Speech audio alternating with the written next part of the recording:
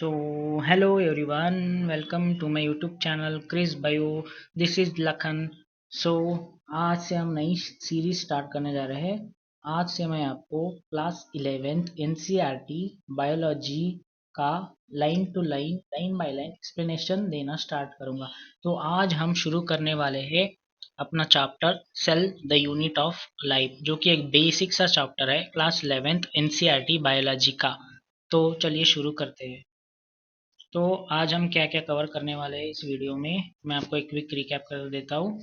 तो आज NCERT biology line by line explanation मैं दूंगा इस चैप्टर का। चैप्टर का नाम क्या है? Cell the unit of life. आज के इस वीडियो में हम कौन से टॉपिक्स के बारे में जानने वाले हैं, देखिए। आज हम जनरल इंट्रोडक्शन देखेंगे इस चैप्टर के बारे में। सेल क्या होता है, किसने डिस्कवर किया सेल, उनके साइंटिस्ट और उनके डिस्कवरीज के बारे में बात करेंगे। और हम एक सेल थियरी के बारे में बात करने वाले हैं आज। तो चलिए शुरू करते हैं आज का वीडियो। तो प्लीज़ यार लाइक शेयर और सब्सक्राइब कर देना यूट्यूब चैनल को, और नोटिफिकेशन ऑन कर देना मेरे नए वीडियोस के लिए। ओके, तो लेट्स बिगिन। General introduction. जब आप अपने आसपास देखते हो, बहुत सारे चीजें आपको नजर आती है। उसमें से कुछ लिविंग होते हैं, कुछ नॉन लिविंग होते हैं। आपको ये जानकर हैरानी होती है कि ऐसी क्या चीज है जो कुछ ऑर्गेनिजम्स को लिविंग बनाती है और कुछ ऑर्गेनिजम्स को नॉन लिविंग बनाती है। ऐसी क्या चीज है जिस जिसके अंदर लाइफ होती है, जिसके अंदर लाइफ नहीं होती है। आपको हैरानी जरूर हुई होंगी। कुछ चीजें क्यों मूव करते हैं, कुछ चीजें मूव क्यों नहीं करते। जैसे कि प्लांट्स मूव नहीं करते हैं बट एनिमल्स मूव करते हैं। जैसे कि रॉक्स मूव नहीं करते, एनिमल्स मूव करते हैं। ऐसी क्या चीज है एनिमल्स के अंदर जो रॉक्स में नहीं है, और ऐसी क्या चीज रॉक्स में है जो एनिमल्स के अंदर नहीं है, जो एनिमल्स को मूव कराती है बट रॉक्स को मूव नहीं कराती है। आपको ये जानने की तो let's start. When you look around, आप जब अपने आसपास देखते हो ना, तो आपको बहुत लिविंग और नॉन लिविंग दोनों चीज़ें नज़र आती है। आपको ये हैरानी भी होती है कि क्या चीज़ों को लिविंग बनाती है और क्या चीज़ों को नॉन लिविंग बनाती है। When you look around you see both, आपको क्या दिखते हैं? Both living and non living things दोनों नज़र आते हैं। आपको ये जानने की बहुत उत्साह होती है कि ऐसी क्या चीज है जो कुछ चीजों को लिविंग बनाती है। That is you must be wonder and ask yourself, अपने आप को जानना चाहते हो कि क्या ऐसी क्या चीज है। What is that it makes an organism living, और what is it that an inanimate things doesn't have living thing has. Inanimate thing मतलब नॉन लिविंग थिंग। ऐसी क्या चीज नॉन लिविंग थिंग में नहीं है जो कि लिविंग थिंग में है। तो इसका सबका आंसर छिपा हुआ है कि लिविंग ऑर्गेनिजम्स किस चीज से बना हुआ है। ओके, तो लिविंग ऑर्गेनिजम्स बना हुआ होता है सेल्स से। ओके, जो कि नॉन लिविंग ऑर्गेनिजम्स के अंदर नहीं होता। यही तो डिफरेंस है नॉन लिविंग और लिविंग थिंग्स के अंदर। ओके, तो लिविंग थिंग्स और नॉन लिविंग थिंग्स के अंदर एक बड़ा डिफरेंस कौन सा है? सेल, जो कि लिविंग ऑर्गेनिजम्स में मिलता है बट नॉन लिविंग ऑर्गेनिजम्स में नहीं मिलता। ओके, सेल क्या है? The presence of the basic unit of life, the cell in all living organism. Cell, सारे के सारे जो भी लिविंग ऑर्गेनिजम्स है इस दुनिया में, सबके पास सेल होगा ही होगा। Okay, next. All living organisms are composed of cells. 1 minute। All living organisms are composed of cells. Okay, जो कि सारे के सारे लिविंग ऑर्गेनिजम्स है दुनिया के अंदर, वो सेल से बने हुए होते हैं। कुछ living organisms simple single cell से बने हुए होते हैं, जिन्हें हम यूनिसेलुलर ऑर्गेनिजम्स बोलते हैं। Some organisms are composed of single cells and are called as unicellular organisms. कुछ ऑर्गेनिजम्स बहुत सारे सेल से मिलकर बने हुए होते हैं, उन्हें हम मल्टी सेलुलर ऑर्गेनिजम्स बोलते हैं। लाइक अस, जैसे कि ह्यूमन बींग्स है composed of many cells and are called as multi cellular organisms. Next, ये सेल क्या होता है?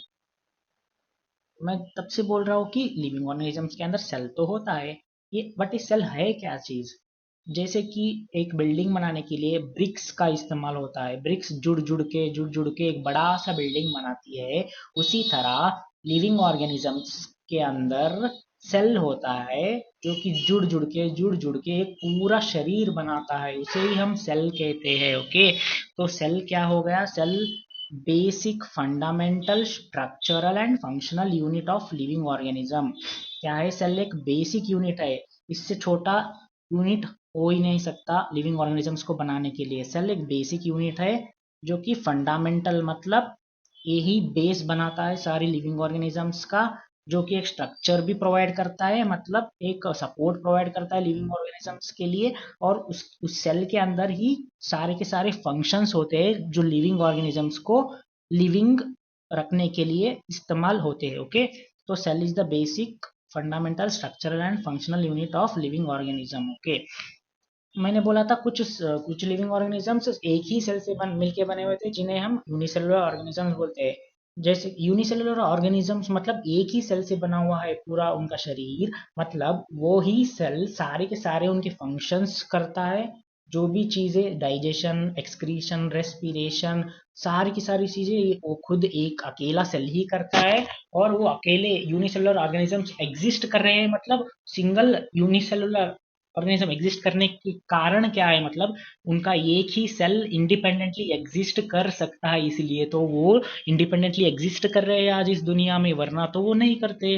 तो unicellular organisms are capable of independent existence, independently exist कर रहे हैं यूनिसेलुलर ऑर्गेनिजम्स, क्योंकि उनके अंदर एक सेल होता है। एक सेल ही काफी है पूरे सारे के सारे फंक्शंस को रेगुलेट करने के लिए। Okay, independently exist and perform the essential functions of life. Okay, anything less than a complete structure of a cell does not ensure independent living।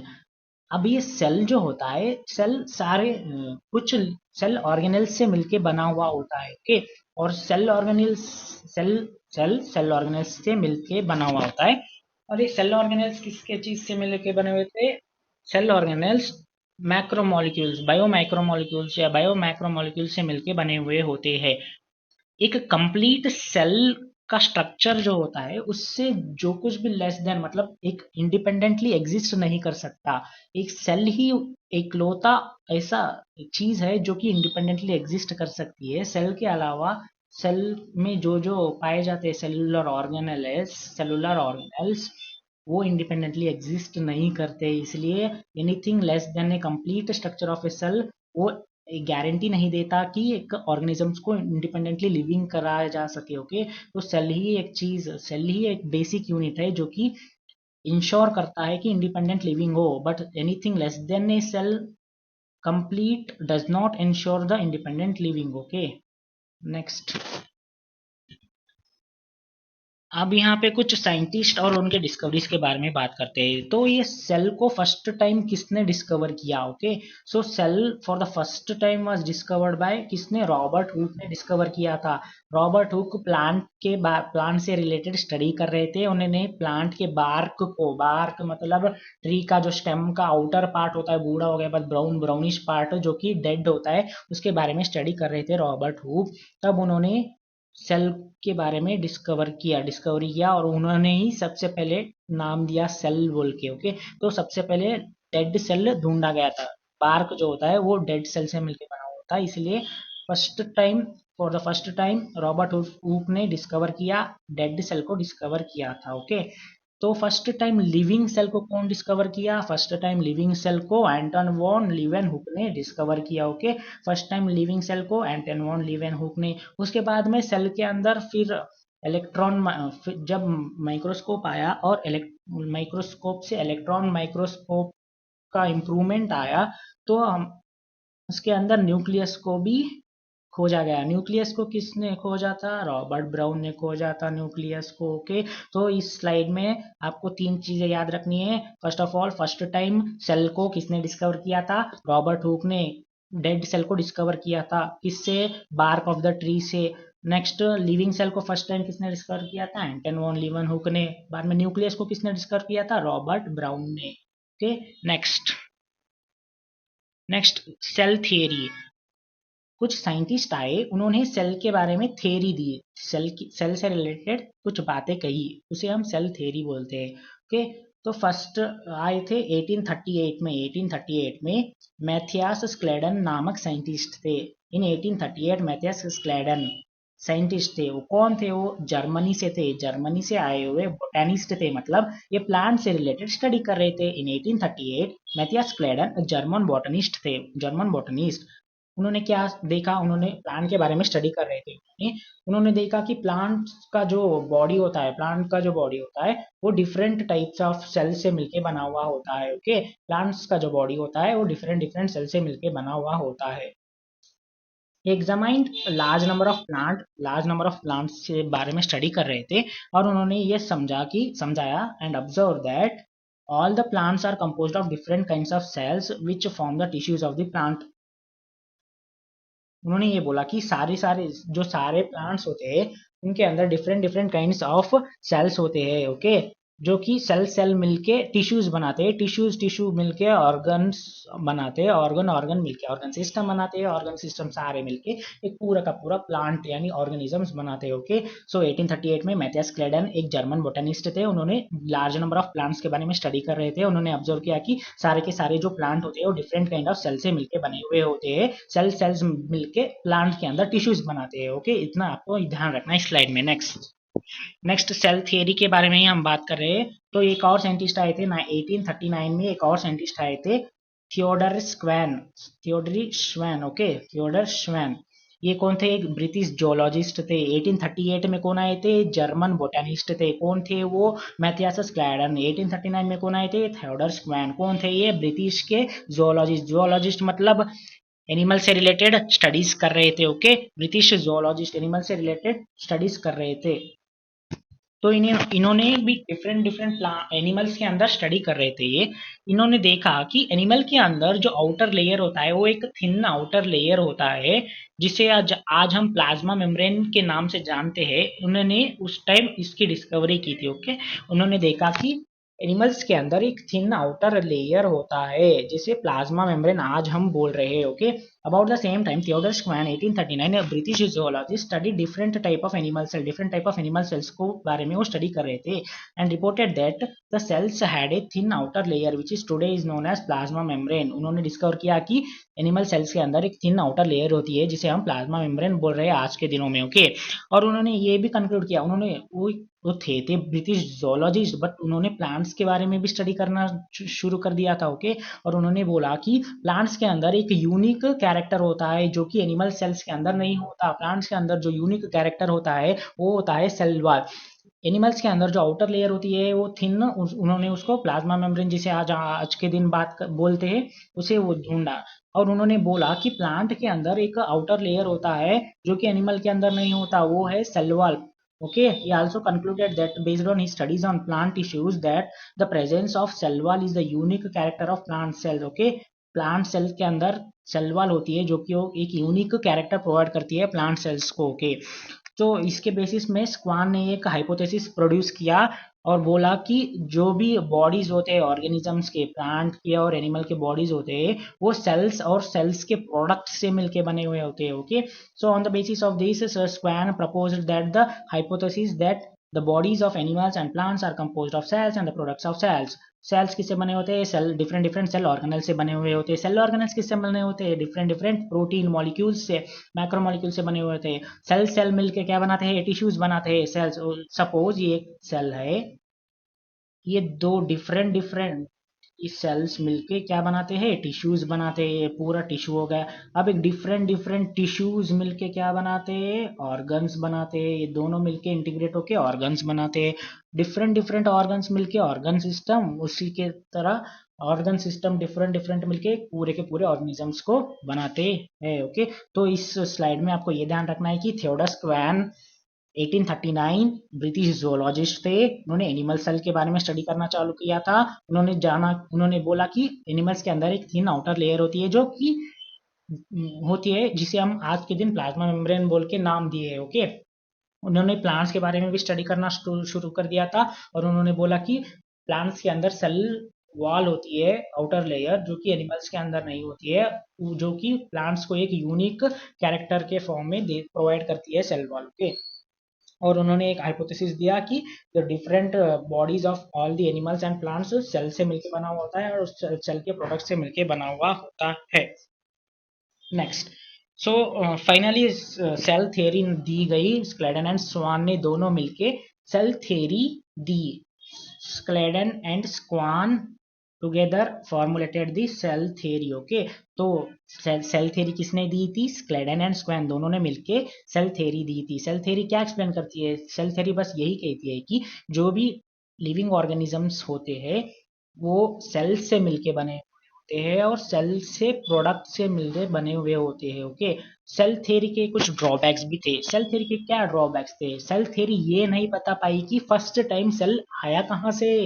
Okay, cell theory ये नहीं बता पाई कि सेल कहाँ से आते हैं। Okay, so this theory however did not explain how new cells were formed। पहला cell कहाँ से आया और उससे नए नए सेल्स कैसे आते हैं, ये सेल थ्योरी नहीं बता पाई। नेक्स्ट, तो उसी डिसएडवांटेज को दूर करने के लिए एक साइंटिस्ट आता है, रुडोल्फ वर्चो नाम था उनका। क्या था नाम? रुडोल्फ वर्चो 1855 में आए। उन्होंने एक्सप्लेन किया कि जो भी सेल होते हैं पहले वो डिवाइड कर जाते हैं और इस तरह से न्यू सेल्स फॉर्मेशन होता है। ओके, उन्होंने बोला कि सेल्स डिवाइड करते हैं और नए सेल बनाते हैं। ओके, रुडोल्फ वर्चो 1855 में आए। उन्होंने फर्स्ट एक्सप्लेन किया that the cells divided and new cells are formed from pre-existing cells। okay, इसे ओमनिस सेलुला ई सेलुले बोल के बोला। रुडोल्फ वुर्चो आए 1855 में। सेल थ्योरी का डिसएडवांटेज जो था, स्क्लेडन एंड स्क्वैन ने जो सेल थ्योरी दी थी उसका एक डिसएडवांटेज था कि उन्होंने नहीं बता पाया कि नए नए सेल्स कहाँ से आते हैं। तो उसे दूर करने रुडोल्फ वर्चो आए 1855 में। उन्होंने एक्सप्लेन किया कि सेल डिवाइड करते हैं और ऐसे न्यू सेल्स फॉर्म होते हैं from the pre existing sales, मतलब पिछले सेल से नए दो सेल्स बनाते हैं। उसे ओमनिस सेलुला ई सेलुला बोल के नाम दिया रोडोल्फ वर्चो ने। तो रोडोल्फ वर्चो ने सेल थ्योरी को एक फाइनल शेप दिया। ओके, मॉडिफाई कर दिया सेल थ्योरी को। He modified the hypothesis of Schleiden and Schwann to give the cell theory a final shape. Rudolf Virchow ने सेल थ्योरी को एक फाइनल शेप दिया। वो क्या बोला रोडोल्फ वर्चो ने, देखते हैं। तो आज के दिन में हम सेल थ्योरी के अंदर क्या बोलते हैं, ये सेल थ्योरी का मॉडिफाइड वर्जन है जो कि रुडोल्फ वर्चो ने जो डिसएडवांटेज था स्क्लेडन एंड स्वान का, डिसएडवांटेज को दूर करके एक फाइनल शेप दिया सेल थ्योरी को। उसको क्या पॉइंट्स थे उनके अंदर? दो पॉइंट्स थे जो कि फर्स्ट पॉइंट तो स्क्लेडन एंड स्क्वान ने ही दिया था। ओके, तो all living organisms are composed of, जो सारे के सारे लिविंग ऑर्गेनिजम्स होते हैं वो सेल से मिलके बने हुए होते हैं और सेल्स के प्रोडक्ट से मिलके बने हुए होते हैं। और रडल्फ सेकेंड पॉइंट, रडल्फ वर्चो का पॉइंट था all the cells arise from pre existing cells. जो भी सेल्स आ रहे हैं वो पिछले सेल से ही आ रहे हैं। Okay, all the cells are rising from the pre existing cell. Okay,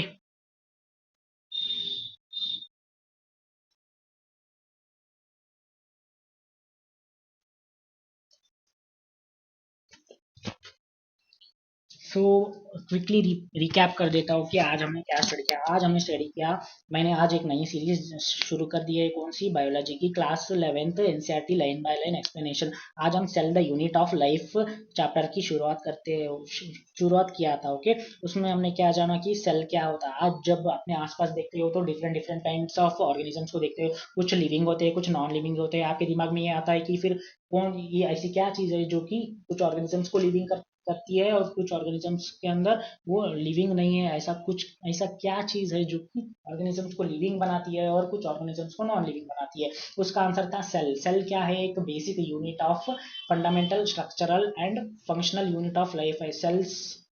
जैसे कि एक घर बनाने के लिए ब्रिक्स की जरूरत होती है, ब्रिक्स मिल मिल के पूरा का पूरा बिल्डिंग बनाता है, वैसे ही एक ऑर्गेनिजम्स को बनाने के लिए सेल की जरूरत होती है। सेल मिल मिल मिल के पूरा का पूरा एक ऑर्गेनिजम्स बनता है।